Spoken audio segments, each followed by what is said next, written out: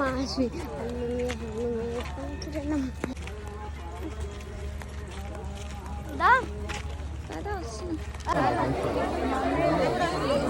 కళ్యాణం చేసినటువంటి ఉత్సవమూర్తులను కూడా అందరు దర్శించుకోండి. హాయ్ హలో అండి, నేను మీ Swathi. Welcome back to our channel Swathi నాటన్స్. ఇది వచ్చేసి మా హస్బెండ్ వాళ్ళ అమ్మమ్మ వాళ్ళ ఊర్లో అనమాట. ఎవ్రీ ఇయర్ అనుకుంటా జాతర జరుగుతుంది. బట్ మేమైతే ఒక 4 years నుంచి వెళ్తున్నాం. చాలా బాగా అనిపిస్తుంది. సో చిన్నప్పుడు ఎప్పుడో మా అమ్మమ్మ వాళ్ళ ఊర్లో వెళ్తుండే, శివరాత్రికి జాతరకి వెళ్తుండే. బట్ ఆ తర్వాత మేము కొంచెం పెద్ద అయ్యాక మా విలేజ్లోనే, మా ఊర్లోనే శివరాత్రి చాలా చాలా బాగా చేస్తుండే. పక్కన విలేజెస్ నుంచి చాలామంది వస్తుండే.